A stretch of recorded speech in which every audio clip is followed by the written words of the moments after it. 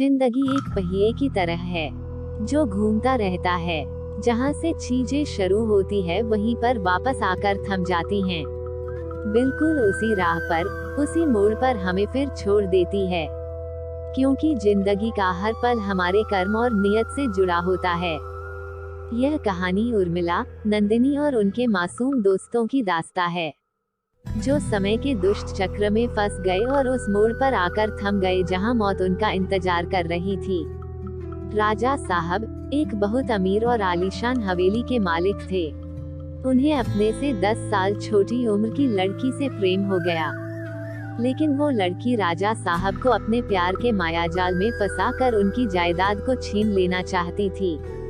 एक बार उस लड़की ने अपने प्रेमी के साथ मिलकर राजा साहब को मार मार कर जिंदा जमीन में गाड़ दिया। राजा साहब चीखे चिल्लाए, लेकिन उस लड़की ने उनकी एक न सुनी। बाद में राजा साहब ने मरते मरते श्राप दिया कि मैं किसी को नहीं छोड़ूंगा, हर प्रेमी को मार दूंगा। जिस तरह मेरे साथ धोखा हुआ है मैं हर प्रेमी को मिटा दूंगा, मैं सबको मिट्टी में मिला दूंगा। और राजा साहब की मौत हो गई। उस दिन के बाद वो जगह और वो हवेली श्रापित हो गई। वहाँ जो भी जाता था वो कभी वापस नहीं आ पाता था। आज भी राजा साहब की प्रेतात्मा वहाँ घूमती रहती है। कुछ दिनों के बाद उस हवेली में एक प्रेमी जोड़ा वहाँ घूमने के लिए आए, जिनके नाम थे अंजलि और आनंद। उन दोनों की सगाई हो चुकी थी, लेकिन शादी करनी बाकी थी। अंजलि अपने घर में किसी को कुछ बताए बिना आनंद के साथ आई थी। अंजलि और आनंद मस्ती करते हुए उस जगह पहुंच गए जहाँ पे राजा साहब को जिंदा दफन कर दिया गया था। अचानक आनंद उस जगह पे गिर जाता है और उसका पैर जमीन के नीचे घुसने लगता है। यह देखकर अंजलि डर जाती है और मदद के लिए चीखने चिल्लाने लगती है, लेकिन कोई भी उसकी आवाज नहीं सुन पाता है। अंजलि जब उस हवेली में मदद के लिए जाती है तो वहाँ उसे किसी के होने का आभास होता है। उसी वक्त अंजलि गिर जाती है और कोई उसका पैर पकड़कर उसी जगह पर खींच के ले जाता है जहां राजा साहब और आनंद दफन हुए थे। बाद में अंजलि भी उसी जगह पर दफन हो जाती है। कुछ दिन बाद जब अंजलि अपने घर नहीं पहुंचती है, तब उसकी बहन सरोजनी अपने पति ओंकार और कुछ मित्रों के साथ उसे ढूंढते हुए उस हवेली पे पहुंच जाते हैं। ओंकार एक पैरानॉर्मल एक्टिविटी का एक्सपर्ट था। जब वो सब उस हवेली में पहुंचे तब ओंकार को पता चल गया कि यहाँ पे किसी बुरी आत्मा का वास है। उसने सबको सूचित कर दिया।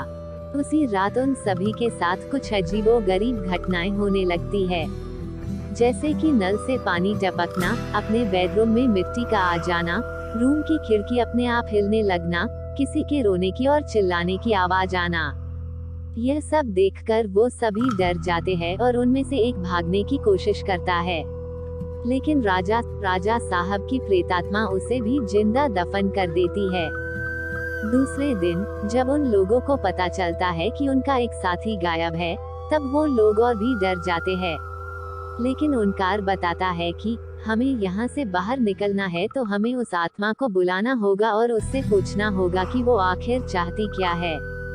डर की वजह से सभी लोगों ने ओंकार की बात मान ली और आत्मा को बुलाने के लिए तैयार हो गए। ओंकार ने एक रूम में सभी तैयारियां कर ली और बताया कि जब तक हम आत्मा से पूरी बात नहीं कर लेते तब तक कोई इस रूम से बाहर नहीं जाएगा, और कुछ भी हो जाए कोई किसी का हाथ नहीं छोड़ेगा। ओंकार ने तंत्र मंत्र से आत्मा को बुलाना शुरू कर दिया। कुछ ही देर में तेज पवन और बिजली के साथ राजा साहब की आत्मा उस रूम में आ गई।